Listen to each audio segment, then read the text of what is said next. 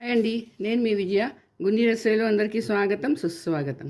ఈరోజు నేను మీకు అల్లం నిల్వ పచ్చడి ఎలా పెడతారో చెప్తానండి. మార్కెట్లో మంచి అల్లం వచ్చింది. ఇప్పుడు చలికాలం వచ్చింది కదా, మనం అన్న పచ్చళ్ళు ఇప్పుడే చేసుకుంటాం.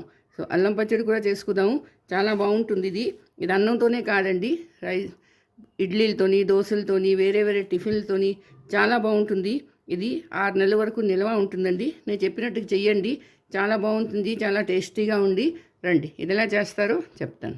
అల్లం పచ్చడికి కావాల్సిన పదార్థాలు చూడండి. ఇది అల్లం ఒక పావు అండి, పావు కన్నా కొంచెం ఎక్కువ. శుభ్రంగా కడుక్కొని ఇది తొక్కలు తీసుకొని ముక్కలు చేసి పెట్టుకున్నాను. అలాగే పావు చింతపండు, ఎంత అల్లం తీసుకుంటామో అంతే చింతపండు అండి. ఇది పావు కన్నా కొంచెం ఎక్కువ బెల్లం. బెల్లం మనకి ఎంత కావాలో తీసుకోవచ్చు. కొందరు ఎక్కువ తీపి తింటారు, దానికోసం కొంచెం ఎక్కువ వేసుకోవచ్చు. అలాగే నూనె, ఉప్పు తగినంత, కారం 4 నుంచి 5 చెంచాలు.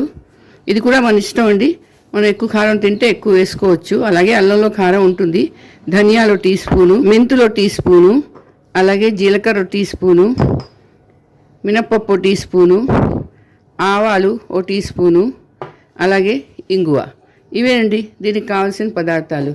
రండి, ఇది ఎలా చేస్తారో చూద్దాం. అండి ఇది వేగిపోయింది. ఇప్పుడు దీన్ని ఒక ప్లేట్లో తీసుకొని పక్కన పెట్టుకోవాలి. చూడండి, ఇప్పుడు మళ్ళీ మూకుడు పెట్టుకున్నాను.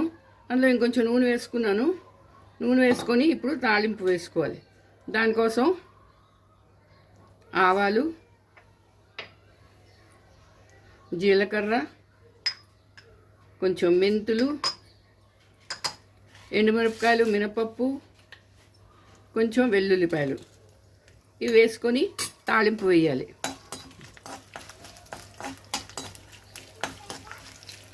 ఇప్పుడు ఇందులోని కొంచెం ఇంగు వేసుకోవాలి. ఏ పచ్చడికైనా ఇంగు చాలా చాలా బాగుంటుందండి. మంచి కమ్మని వాసన వేస్తుంది. తాలింపు అయిపోయింది. ఇది స్టవ్ ఆఫ్ చేస్తున్నాను. ఈ తాలింపుని చల్లారడానికి పక్కన పెట్టేయాలి. ఇప్పుడు మళ్ళీ మూకుడు పెట్టుకున్నాను. నూనె వేసుకున్నాను. కొంచెం వేసుకొని అందులోని ఈ అల్లం ముక్కలు ఇవి వేసుకోవాలి. వేసుకొని కొంచెం వేయించుకోవాలి. వేయిస్తే ఏమవుతుందంటే ఇందులో ఉన్న చెమ్మ అది అంతా పోతుందండి. పొడి పొడిగా అయిపోతుంది. మరీ ఎక్కువ కాదు, ఒక 5 నిమిషాలు ఇలా వేయించుకోవాలి.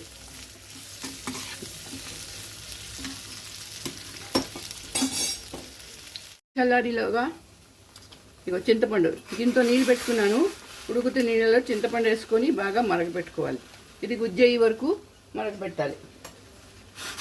కొంచెం బాగా మరగాలండి. ఇందులో గింజలు, తొక్కలు అన్నీ తీసేసి ఉంచుకోవాలి. ఉంచుకొని ఇది కొంచెం ఉడకనీయాలి. ఇది చింతపండు బాగా ఉడికిపోయింది.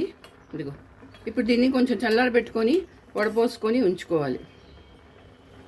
ఇప్పుడు ఒక మిక్సీ జార్ తీసుకోవాలి. తీసుకొని అందులోని ముందు అల్లం, ఈ అల్లం వేసి ఒక్క మాటు గ్రైండ్ చేసుకోవాలి. సరే, ఈ అల్లాన్ని ఒక మాట గ్రైండ్ చేసేసుకోవాలి. చేసుకుంటే కొంచెం మెత్తగా అయిపోతుంది. చూడండి, అల్లం చితకా పతకా అయిపోయింది.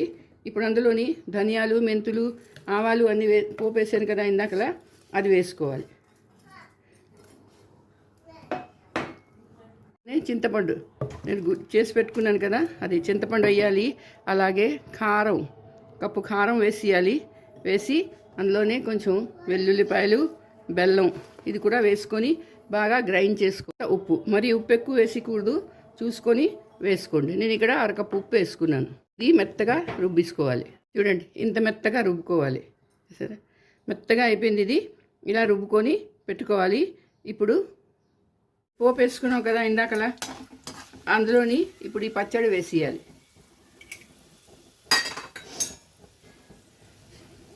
స్టవ్ ఆఫ్ చేసుకున్నానండి.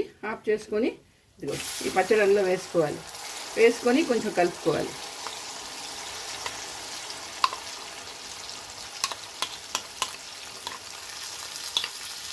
ఇది తినడానికి కాదండి, చూడడానికి కూడా చాలా బాగుంటుంది, ఎర్రగాను.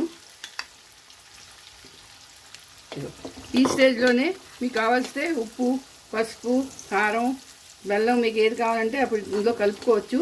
ఇప్పుడు నూనె ఎక్కువగా అనిపిస్తుంది మీకు, నూనె ఎక్కువ ఉందని. అలా అవ్వదు, కొంచెం కలుపుకోగానే ఆ నూనె దాంట్లోకి పీల్చేస్తుంది, తక్కువ అయిపోతుంది. కానీ ఏ పచ్చడిలో అయినా మన నూనె కొంచెం ఎక్కువ వేసుకోవాలండి. ఉప్పు, నూనె ఇది సమానంగా ఉన్నాయనుకోండి, మన పచ్చళ్ళు ఎప్పుడు పాడవ్వవు. చూడండి, ఎంతో ఎంతో టేస్టీగా ఉన్న పచ్చడి రెడీ అవుతున్నదండి. చూడండి, కొంచెం కరివేపాకు వేసుకున్నాను. ఎంతో టేస్టీగా ఉన్న నోరు ఊరించే అల్లం పచ్చడి తయారైపోయింది. చూసారా ఎంత బాగుందో, చూడడానికి బాగుంది, తినడానికి ఎంతకన్నా బాగుంటుందండి. ఇందులోన ఈ చట్నీ బాగుంటుంది. ఇది 6 నెలల వరకు స్టోర్గా చేసుకోవచ్చండి. మనం ఒక జార్లో వేసేసుకొని ఫ్రిడ్జ్లో పెట్టేసుకోండి. 6 నెలల వరకు అస్సలు పాడవదు. ఇడ్లీ అవునండి, దోశలు అవునండి, చట్నీ అవునండి, ఎట్లోకైనా ఈ చట్నీ చాలా చాలా బాగుంటుందండి. మరి మీరు చేసుకోండి, అందరికీ చేసి పెట్టండి. ఇది నేను ఇప్పుడు జార్లోకి తీసుకుంటున్నాను అండి. ఎంతో టేస్టీ నోరు ఊరించింది అల్లం నిల్వ పచ్చడి తయారైపోయింది. చూసారా ఇది ఎంత బాగుందో చూడండి. ఇది ఏ రోజైతే చేస్తామో అదంత టేస్ట్ ఉండదు. ఇది ఊరుతుని గుద్ది దీనికి ఇంకా ఎక్కువ టేస్ట్ వచ్చేస్తుందండి. చూసారా, మరి మీరు చేసుకోండి, అందరికీ చేసి పెట్టండి. నా వీడియో నచ్చిందా? నచ్చితే తప్పకుండా లైక్ షేర్ చేయండి. అలాగే నా ఛానల్కి సబ్స్క్రైబ్ చేయండి. మళ్ళీ ఇంకో వీడియోతో కలుస్తాను. ఇంకో టేస్టీ పచ్చడితో మళ్ళీ వస్తాను. అంతవరకు సెలవు.